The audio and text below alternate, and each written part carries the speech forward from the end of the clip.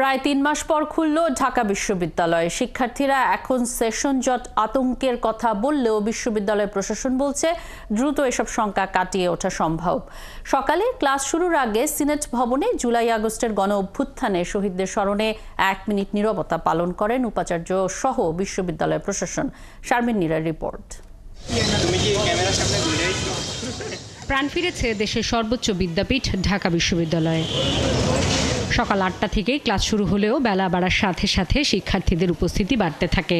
এই যেখানে সেপ্টেম্বরের ১ তারিখ থেকে ফাইনাল হওয়ার কথা, সেটা এখনো আরো অনেক দিন পিছিয়ে গেছে। সেশন জট নিয়ে কিছুটা ভয় আছে। তো আমাদের যে ডিন মহোদয় উনি ক্লাসে এসেছিলেন, উনি বলল মানে ভবিষ্যতে আমাদের সেটা পুষিয়ে দিবেন। কোভিডের জন্য আমাদের সেমিস্টার কমিয়ে নিয়ে আসা হয়েছিল, এখন আমাদের আবার সেমিস্টার কমাতে হচ্ছে। তো আমাদের শিক্ষা জীবনে একটা ধকল চলে আসছে। ক্লাস শুরুর প্রথম দিনই ছাত্র রাজনীতি বন্ধ করা নিয়ে আলোচনা ছিল ক্যাম্পাসে।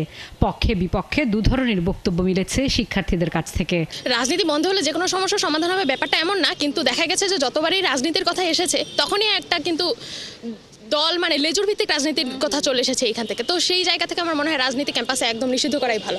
রাজনীতি সংস্কারের পক্ষে আমি অবশ্যই বলবো। রাজনীতি না থাকলে হচ্ছে শিক্ষার্থীরা রাজনীতি সচেতন না হলে কখনোই আমাদের দেশ আগাবে না। তবে হচ্ছে ছাত্রলীগ বা পূর্বে ছাত্র দল এবং ছাত্র শিবিরে যেই ধরনের ছাত্র রাজনীতি করেছে বিশ্ববিদ্যালয় কেন্দ্রিক ক্যাম্পাসগুলোতে, সেটা কখনোই কাম্য না। এদিকে সকাল ৯:৩০টায় সিনেট ভবনের সামনে জুলাই গণহত্যার শহীদদের স্মরণে ১ মিনিট নীরবতা পালন করেন উপাচার্য সহ বিশ্ববিদ্যালয় প্রশাসনের একটি অংশ।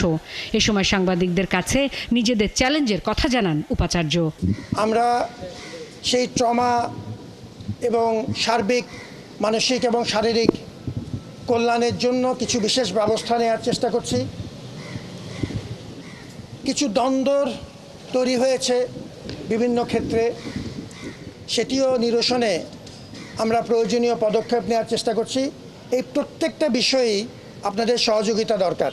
গেল জুনে ঈদুল আজহার ছুটি থেকে ঢাকা বিশ্ববিদ্যালয়ে ছুটি শুরু হয়। ১ জুলাই প্রত্যয় স্ক্রিম বাতিলের দাবিতে শিক্ষকদের ক্লাস বর্জন শুরু।